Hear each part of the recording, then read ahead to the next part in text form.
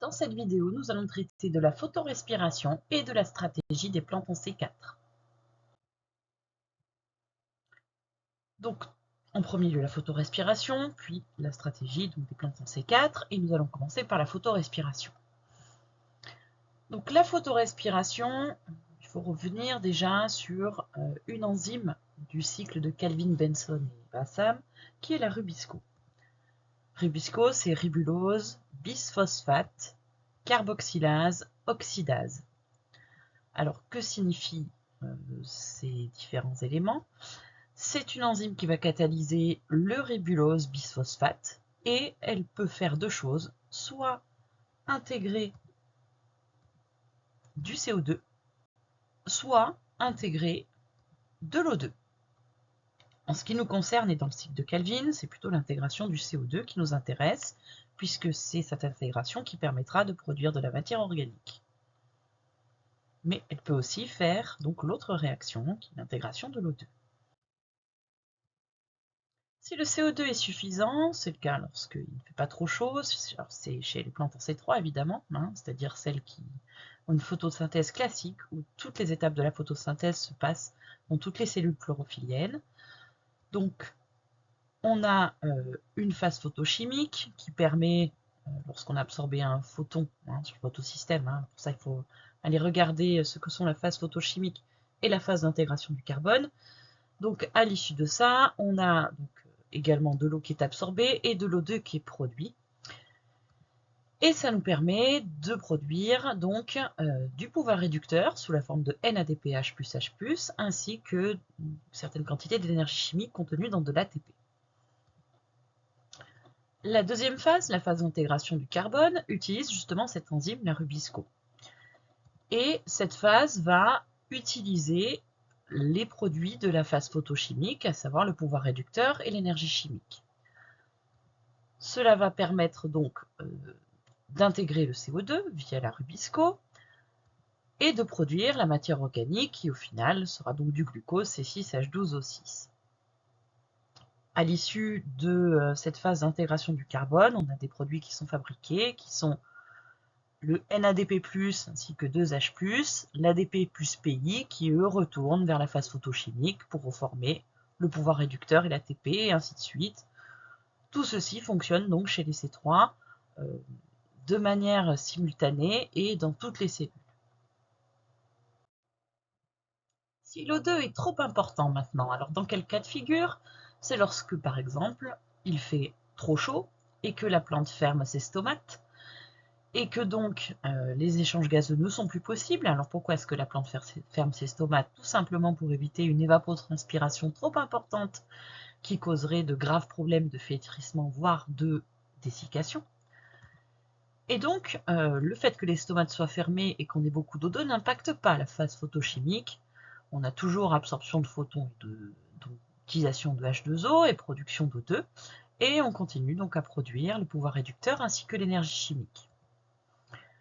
La rubisco, quant à elle, ne peut plus fonctionner normalement. Elle ne peut plus intégrer le CO2 parce que l'O2 est trop important.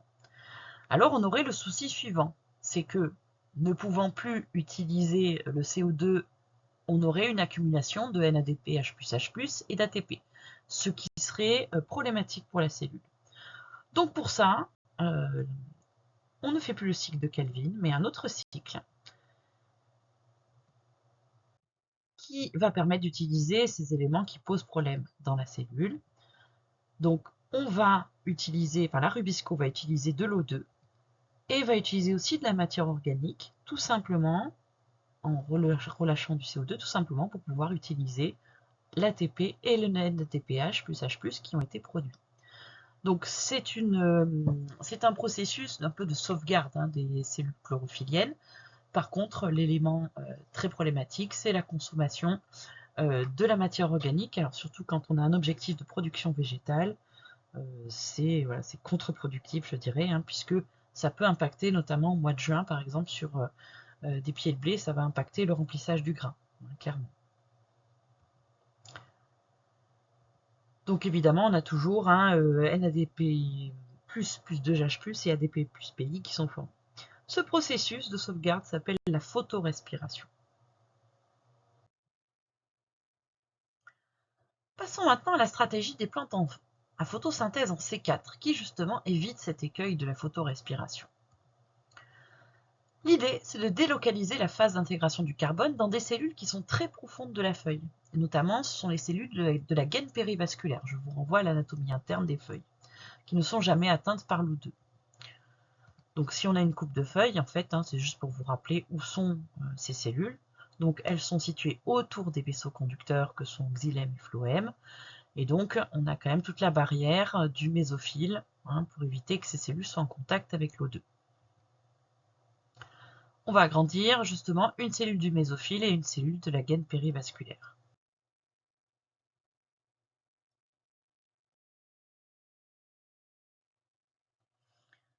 Donc ici, on aura notre phase photochimique qui va se produire au niveau des cellules du mésophile, de manière complètement classique. Et le CO2 va être absorbé grâce à une enzyme qui va pouvoir intégrer ce CO2, mais attention, donc cette enzyme, c'est la phosphoénol pyruvate carboxylase, et contrairement à la Rubisco qui a deux fonctions, carboxylase et oxydase, celle-ci n'a qu'une seule fonction, uniquement carboxylase. Donc même s'il y avait beaucoup d'O2, son fonctionnement de carboxylation n'est pas impacté. Donc elle va catalyser donc, cette réaction d'intégration du CO2 à partir donc, du phosphoénol pyruvate, qui est une molécule en C3, et elle va permettre donc de former un nouveau composé qui intègre du carbone, qui est l'oxaloacétate, OAA, qui lui-même va se transformer, alors là j'ai pris la liberté de simplifier un petit peu le schéma, mais il va se transformer en malate, et c'est ce malate qui va pouvoir rentrer dans les cellules de la gaine périvasculaire. Une fois qu'il est là, ce composé en C4 va pouvoir relarguer son CO2. Voilà. Alors, il ne se transforme pas directement en phosphoénol pyruvate, c'est une autre étape, en pyruvate, puis en phosphoénol pyruvate, pour regagner les cellules du mésophile et se recharger ainsi en CO2.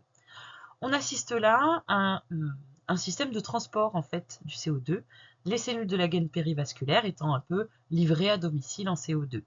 Ce qui évite donc la problématique qu'on a vue sur les plantes en C3, où les cellules qui font l'intégration du carbone sont confrontées à un appauvrissement en CO2 et une trop forte quantité d'O2. Là, ici, on va pouvoir effectuer le cycle de Calvin en toute quiétude. Et donc, c'est une photosynthèse qui est beaucoup plus efficace puisque par ce biais, on évite complètement l'écueil de la photorespiration. Alors évidemment, ce sont des plantes, toutes ces plantes en C4, donc qui sont d'origine tropicale chaude. Donc, elles ont une photosynthèse qui est extrêmement efficace, avec une productivité qui est très élevée.